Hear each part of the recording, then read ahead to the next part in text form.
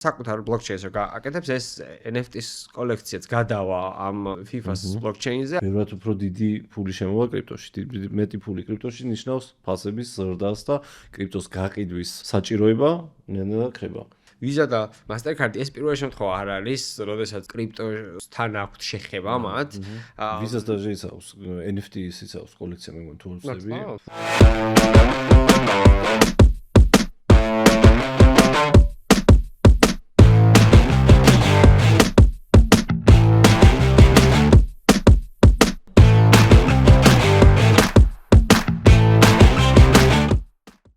გაგაცნობთ კრიპტო ამბებს. ამ გადაცემას წერთ ყოველ კვირას და იმისთვის რომ არ გამოგჩეთ სიახლეები, გამოიწერეთ ჩვენი გვერდი. გამარჯობათ, მე ვარ თემო, ეს არის გიორგი და ჩვენ გაგაცნობთ ახალ ამბებს კრიპტო სფეროში. გამარჯობა. მოკლედ, ჩვენ დავიწყებთ როგორც ყოველთვის ბიტკოინის ფასით და მისი მიმართულებით, შემდეგ განვიხილავთ ბანკების და კრიპტოების მიმართულებას, შემდეგ ვისაუბრებთ Visa-ს და Mastercard-ის ახალ ინიციატივებზე კრიპტო გადახდებთან დაკავშირებით და ბოლოს საინტერესო თემით დავასრულებთ FIFA ქმნის საკუთარ blockchain-ს, თავიანთი NFT კოლექციის და თამაშებისათვის. ჩვენი რამები. გადასარევ დავიწყოთ ვიქნებით. მოკლედ, როგორც წინაზე ვახსენეთ, ბიტკოინი არის კრიპტო ბაზრის კატალისტი, ანუ რასაც შვება ბიტკოინი, როგორც წესი დანარჩენი altcoin-ები, ანუ ასე ვთქვათ, მიყვებიან მას, ხო? და აქედან გამომდინარე, ანუ დაახლოებით რამოდენიმე დღეა უკვე ბიტკოინი 95,000-ის ირგვლივ კონსოლიდირებს. არ ვიცი. ქართული სიტყვა გვაქვს თუ არა? გაჩერებულია მაგფასის ირგვლივ და ცოტა ადის ჩამოდის, მაგრამ სტაბილურად არის გაჩერებული. მაგრამ ანუ მაგ არეალში ვტრიალებთ. როგორც წესი, ტექნიკური ანალიზის მიხედვით ამ კონკრეტულ რეინჯში მოძრაობა განაპირობებს, ასე ვთქვათ, ანუ პოზიტიურ მომენტუმს და ანუ დიდი ხანი კონსოლიდირება ნიშნავს, რომ ანუ ფასი ზრდისთვის ემზადება. ანუ დაკლებისთვის არა, ანუ ხან ზევითავა, ანუ ორივე შეიძლება მოხდეს თუ როგორ. ნუ ეხლა რადგან უფრო ისეთი პოზიტიური სენტიმენტია, უფრო ზემოთი, მაგრამ არ ვიცი, ანუ თვალ ტექნიკურ ანალიზში ვერ ვწყინავ, მათემატიკაშიც დიდად ანუ ჰუმანიტარული საგნები იყო ჩემი ეს რა ქვია, სიძლიერე უფრო. მადლობა რომ გაგვიზიარეთ. არაფრის.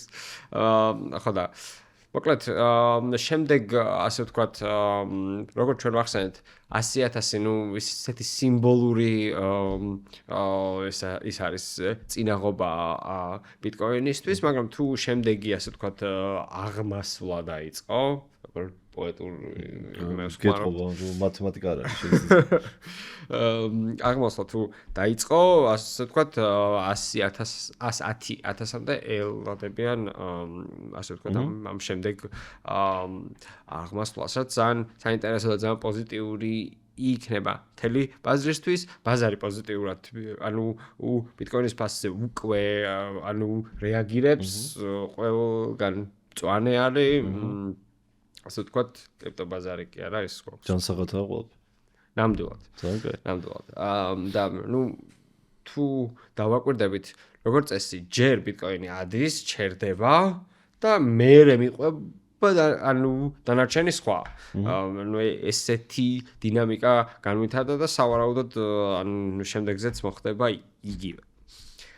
ნუ ამ ასე ვთქვათ პოზიტიური ბაზრის ფონზე ბანკები, ზოგი ბანკი აქტიურად ახდენს კრიპტოს ადაპტირებას, ზოგი კიდე პირიქით ძალიან ანტი კრიპტო ანუ პოზიციით არის ანუ დამკვიდრებული, მაგრამ ძალიან ბევრი მოსაზრების თანახმად, ის ბანკები, რომლებიც შემდეგი 10 წლის განმავლობაში ვერ მოახდენენ კრიპტოს ადაპტირებას, გაუჭირდებთ. ანუ კი, თუ გაქრებიან. გაქრებიან. ხო, ამ იმაში საინტერესო რაც იყო მაიკლ სეილორმაც თქვა, ხო, ამის შესახებ, რომ როცა უკვე ბანკები მოახდენენ კრიპტოს და პირველ რიგში ბიტკოინის ადაპტაციას, ანუ ალბათ ეგ შეგვიძლია ორ ნაწილად გავყოთ. ერთი არის კრიპტო, რაც ვეხეთ, მეორე სტაბილური კოინები. სტაბილურ კოინებში ცალკე ნიუსები არის და მანდ რა სერიოზული წინსვლა არის და ბევრ რაღაც ახალი ნიუსი არის, მაგრამ მეორე ნაწილი არის, რომ აქტივად აღიარებენ თუ არა ბანკები ბიტკოინს, ხო? და ნუ რაღაც დონეზე ეგ უკვე ეგრე არის, მაგრამ რას ნიშნავს ეს ყველაფერი რომ აღიაროს? აი მაგალითად მე თუ მაქვს ბიტკოინი, შემილია, ფული ვისეს ხო, ჩავდო ანუ უზრუნველყოფაში ჩემი ბიტკოინი და აღარ მჭირდება ბიტკოინის გაყიდვა, ხო? და ეგეთი პროდუქტების შექმნა უკვე შესაძლებელი გახდება საბანკო სექტორში. ეს პროდუქტები რა თქმა უნდა უკვე არსებობს, სხვადასხვა პლატფორმებზე შეგიძლიათ რა თქმა უნდა აიღოთ, თუნდაც თქვენი ბიტკოინის ჩადებით რაღაცა სესხი, მაგრამ ეს რო უფრო მასიური გახდება, ხო, ეს რას გამოიწვევს, ხო? პირველ რიგში ადამიანს შეიძლება რომ საკუთარი ბიტკოინი ჩადოს და იმ ფულითაც ახალი ბიტკოინი იყიდოს, ან სხვა კოინები იყიდოს. და ზოგადად ანუ ახალი ფული შემოვა საბანკო კრიპტო სამყაროში, იმიტომ რომ ეხლა მაინც შეზღუდული არის ეს ყველაფერი, სულ რამოდენიმე პლატფორმა არსებობს, სადაც ეს შესაძლებელია და იქ უკვე ბანკი რო დგას ამ ყველაფრის უკან, რომელსაც თავის წესებით და რეგულაციებით მუშაობს, ხო, ამერიკაში, ევროპაში, თუნდაც საქართველოში, ბევრად უფრო დიდი ფული შემოვა კრიპტოში. მეტი ფული კრიპტოში ნიშნავს ფასების ზრდას და კრიპტოს გაყიდვის საჭიროება ნელ-ნელა ხდება. დღეს არსებობს რამოდენიმე ესეთი ბანკი, შვეიცარიაში არის, სიგნუმი არის მაგალითად ეგეთი ბანკი, სადაც ნუ ოდიკ რაღაც დიდ რაოდენობებზე ალაპარაკი და არა რაღაცა 0.3 ბიტკოინზე შეიძლება ესე ვერ გაძლევდნენ, მაგრამ დღეს უკვე რამოდენიმე ადამიანს შესაძლებელია, ეს თუ გახდება მასიური, რავი, ბევრად მაგალითად ოქროზე მე მგონი ამერიკული ბანკი არ იძლევა სესხს და ბიტკოინზე თუ გააკეთა, ნუ მართლა საოცრება იქნება. ხო, თან ანუ ეხლა ზუსტად მიდის ასე ვთქვათ მარეგულირებელთან ის დიალოგი, რომ სტეიკინგთან დაკავშირებით მოხდეს უფრო ასე ვთქვათ, ხო, ანუ გარკვევა ზუსტად დეფინიცია, როგორ უნდა მოხდეს ეს რა და ანუ ეს არის ძალიან საინტერესო, ანუ პროდუქტი ყველანაირი კუთხით, იქიდან გამომდინარე, რომ ანუ დოლარზე, ანუ დოლარის ანაბარზე საპროცენტო განაკვეთი მაქსიმუმ არის, რა ვიცი, 3%, ალბათ ყველაზე დიდი 4%. ალბათ არის. მაგრამ რაც შეეხება კრიპტოს, ანუ სტაბილური კოინების შემთხვევაშიც კი არის ვარიანტები, სადაც შეიძლება 7% იყოს, 5%, ნუ თავის რისკების აუცხრაც კი. რა თქმა უნდა. და ანუ ასე ვთქვათ, კრიპტო ანაბარი არის, რომ თან ანაბარზე გიდევთ, თან იმის ფასიც იზრდება. და ნუ თან ამ ანაბრის სარგებელიც გერიცხებათ და ასე ვთქვათ, ორ ჩიც ყავთ ერთი ქვით, two birds with one stone. კურდღელია ეგ თუ ეს რა. რაც კურდღელზეც ხო არის ეგეთი. მე მგონი ჩიტი არ ვიცი. აქეთი საინტერესო ფაქტი არის, მე მგონი ETF-ი, Solana ETF-ი, რომელიც კანადაში არის შეტანილი, იმას აქვს გათვალისწინებულ სტეიკინგის ამბავიც, ხო? ანუ ჩვენ შეგვიძლია ჩვენი Solana დავასტეიკოთ და proof of stake blockchain-ია Solana და ამითი გავმართოთ, ასე რომ ვთქვათ, Solana-ს blockchain-ი. სტაბილური გავხვალოთ. ხო, შესაბამისად, ვინც იყიდის ამ კანადურ ETF-ს, ექნება პირდაპირ Solana, ესე რომ ვთქვათ და თან ის სტეიკინგის პროცენტი რაც ჩაერიცხება, ისიც დაემატება ამ ETF-ის ჰოლდერს და ეგ უკვე ერთი პირველი ნაბიჯია მაგ მიმართულებით და დაწმუნებული ვარ ამერიკაში რაც არის თუნდაც Ethereum-ის და Solana-ს ETF-ი, რომ ყველა მაღაზიაც უკვე იქნება განხილვა თან, როცა უკვე კრიპტოკომპანიები პირდაპირ ელაპარაკებიან ამერიკულ რეგულატორს, რომ რა და როგორ არის ამ სტეიკინგის ირგვლივ. რა თქმა უნდა, და თან ამერიკული ბანკები და საერთოდ ამერიკული ეკონომიკა ძალიან ხშირად ეს პრეცედენტს ამ კარებს ხოლმე იწყებს და დანარჩენები ანუ მიყვებიან და ადაპტაციას ხო ისე სხვა შორის ტრამპზე შეგვიძლია თქვა ბევრ რამე შეიძლება არ შეასრულოს შეპირდა მათ შორის 2 დღეში უკრაინის ომის დასრულება და კიდე ბევრი სხვა რაღაცა არის მაგრამ კრიპტო ნაწილში შეიძლება ითქვას რომ რავი ბევრად უფრო მეც ასრულებს ალბათ ვიდრე მოუდინი ქონდა რამდენად ყველას ანუ ამერიკიდან პოზიტიური ნიუსები არ წყდება ესე რომ კი ყოველთვის, ანუ რაც ტრამპი მოვიდა, ანუ ზოგადად ნეგატიური რაც იყო ის მარტო კრიპტოსთვის კი არა, ზოგადად გლობალური ეკონომიკისთვის იყო საკმაოდ ნეგატიური, ანუ კონკრეტულად ეს, ანუ ტარიფების ამბავი კონკრეტულად კრიპტოსთან, ასე ვთქვათ, დაკავშირებული ესე არ იყო, ყოველ შემთხვევაში გამიზნულად არა, ანუ ტარიფებმა გამოიწვია გაურკვევლობა, ანუ გაურკვევლობამ გამოიწვია შიში და ანუ შიშმა სარისკო აქტივებზე თავის არიდება, ხო? მოდი ვნახოთ ვენახის ამბავი. ხო. ზუსტად. ხო და ნუ მოკლედ ასე ვთქვათ, ტრამპი ძალიან პოზიტიურად არის განწყობილი და ეს გეგმა ისევ მიდის, რომ ასე ვთქვათ, კრიპტო ჰაბი უნდა გახდეს და კონკრეტული ნაბიჯები ითქმება ამ მიმართულებით, რაც ანუ დარჩა რაღაც არის. ეს რა ქვია, ახალი ჰედი, ანუ ძალიან ბევრი ან სასამართლო ან საქმე, რაც კრიპტო კომპანიების წინააღმდეგ იყო ჩერდება და ანუ აღწევენ რაღაცა შეთანხმებას, ეს ამ სტეიკინგზე რეგულაცია, სხვა ანუ შტატები ცალ-ცალკე ანუ საუბრობენ რეზერვებზე და ნუ მოკლედ მთელი ასე ვთქვათ პოზიტიური ახალების კასკადია. აი, მოკლედ აქედან თემატურია რომ გადავიდეთ ვიზას და მასტერკარდის ამ ბავზე, ნუ ეს ორი კომპანია ყველასთვის ცნობილია ალბათ ვინც რაღაც კული რაღაც ანუ 10 ლარი მაქვს. ხო. და დეს მეკონია და ვიზა და მასტერკარდი ეს პირველ შემთხვევა არ არის, როდესაც ისინი ასე ვთქვათ კრიპტოსთან აქვთ შეხება მათ. ვიზას და ჟეიცავს NFT-ის იცავს კოლექცია მე მგონი თურქები, ბანკიც აქვს, კრიპტობანკიც აქვს ნაყიდი. შვენიერია. როგორც ვიცი. მოკლედ ეს კომპანიები ძალიან აქტიურად მუშაობენ სხვადასხვა კომპანიებთან, სხვადასხვა exchange-ებთან, რათა მათ კონდეთ, ანუ რათა თქვენ შეძლოთ თქვენი კრიპტოს დახარჯვა პირდაპირ ბარათით, სადაც პირდაპირ ხდება კონვერტაცია და თქვენ არ გჭირდებათ არავითარი, ასე ვთქვათ, რა ქვია, დამატებითი რაღაცა, ანუ თანხის გადაცვალა შემდეგ დახარჯვა მაგალითად. და პირდაპირ ანუ შეგიძლიათ დახარჯოთ და ამ კონკრეტულ შემთხვევაში ჩვენ საუბრობთ რომ ასე ვთქვათ ვიზა ძალიან აქტიურად მუშაობს ახლა ლათინო ამერიკულ ბაზართან, რათა დიდმა მერჩანტებმა ანუ შეძლონ სტაბილურ კოინებში გადახდების მიღება. ძალიან მაგარი ამბავი.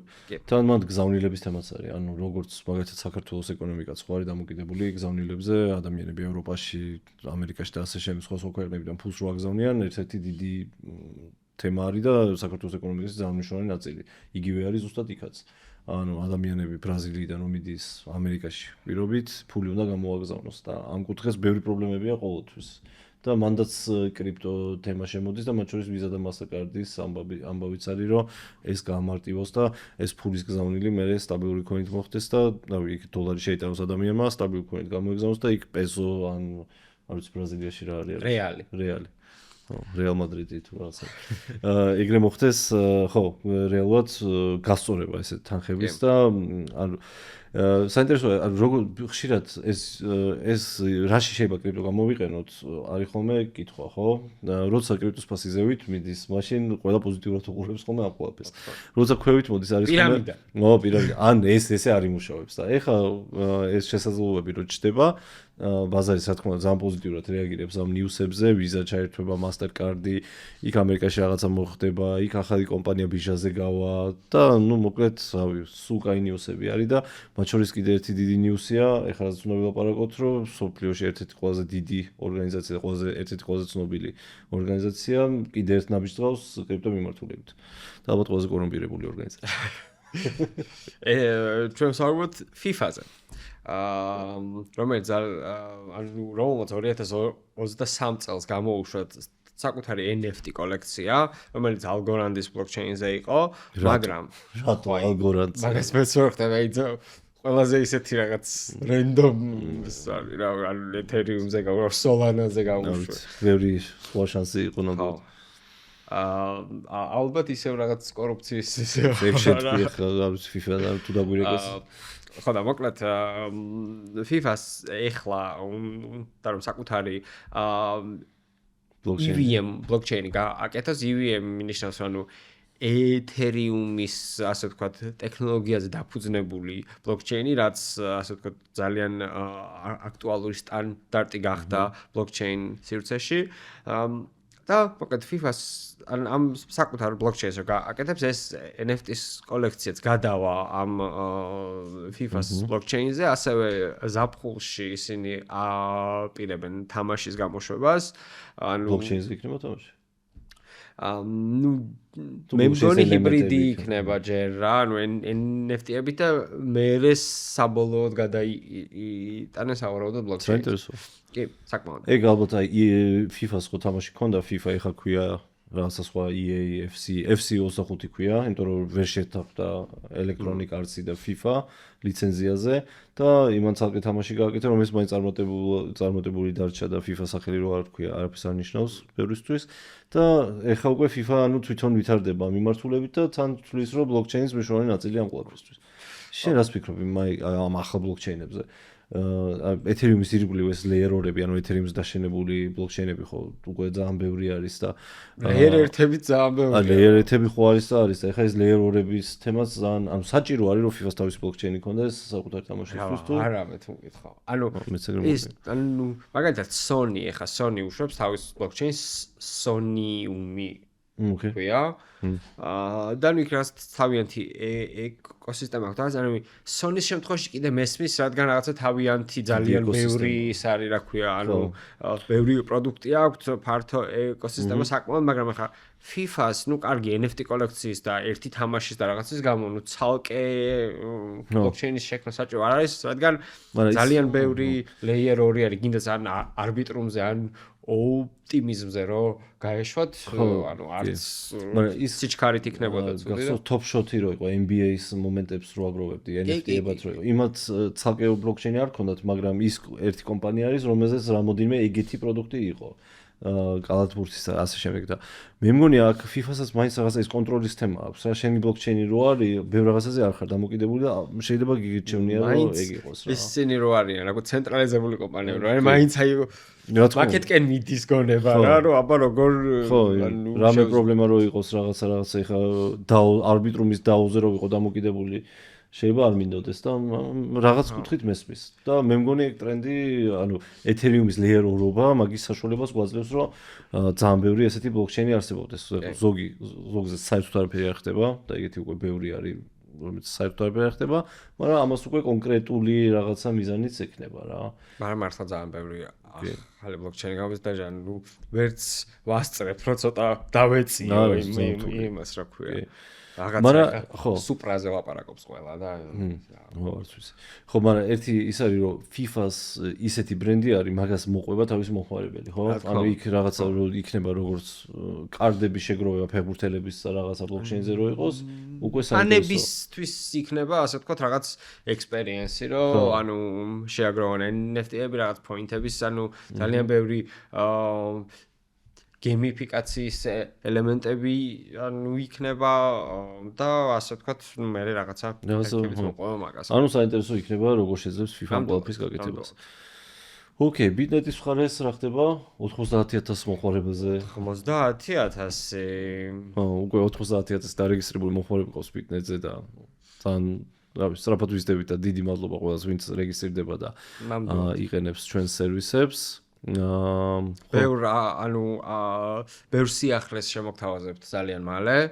ანუ ბევრ რაღაც ახალ საინტერესო პროდუქტს, განახლებულ არსებულ პროდუქტებს და მოკლედ ანუ დავამატებთ ძალიან ბევრ ახალ აქტივს ვისაუბრებთ ამაზე და ანუ შევეცდებით რომ უფრო მეტი ინფორმაცია მოგაწოდოთ როგორც ამ ასე ვთქვათ ჩვენს ვიდეოებში, ასევე თვითონ პლატფორმაზეც და სხვა ფორმატებშიც. დიახ, ნამდვილად. ეს იყო ხო ამ კურსის? ამით დავასრულებთ. დიდი მადლობა და მომავალ შეხვედრამდე. კარგად.